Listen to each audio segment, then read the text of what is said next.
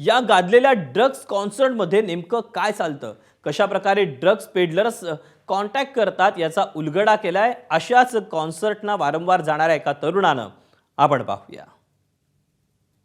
आतमध्ये तू म्हणतो की आतमध्ये हे ड्रग्स स्वतः घेऊन जातात, तिथे आतमध्ये ड्रग्स दिले जात नाहीत, तर मग जे पेडलर्स असतात किंवा हे ड्रग्सचा पुरवठा करणारे असतात ते तिथेच असतात किंवा मग तुम्हाला कॉन्टॅक्ट आधी करावा लागतो आणि मग ते सगळं घेऊन जावं लागतं का? आणि दुसरा प्रश्न माझा असा आहे की आतमध्ये दारू, म्हणजे जेवण तू म्हटला की फूड तर मिळतंच, पण दारूसुद्धा तिथे मिळते का? म्हणजे ड्रग्ससोबत दारूसुद्धा तिथे असते का, जेणेकरून या मुलांना अधिकाधिक नशा करता येईल? बरोबर. तर पेडलर्स आत नसतात.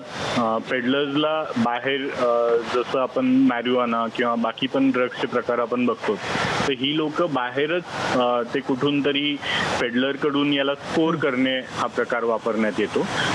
ड्रग्स पेडलरकडून घेणे म्हणजे स्कोर करणे हा असं त्याला वर्ड वापरण्यात येतं.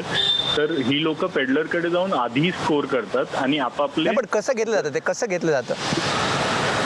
म्हणजे जसा आता तुम्ही मीडिया हाऊस आहात, तुम्हालाही माहिती आहे की मॅरिजुआना, गांजा, चरस ह्या गोष्टी खूप ओपनली अवेलेबल आहे. ओपनली नाही, पण हे पेडलर्स खूप इझिली अवेलेबल होतात लोकांना.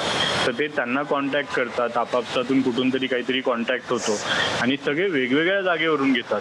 म्हणजे असं नाही आहे की सगळे त्या गेट कॉन्सर्टच्या आजूबाजूलाच असतात.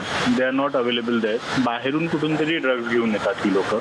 आणि कॉन्सर्टमध्ये दारू तेव्हाच प्रोव्हाइड केली जाते जेव्हा ऑर्गनायझरला तिथे अल्कोहोल सेल करण्याची परमिशन असते.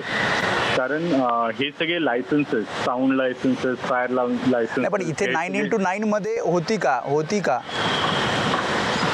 9x9 मध्ये माझ्या माहितीनुसार मी नव्हतो गेलो किंवा असते का अशा प्रकारे?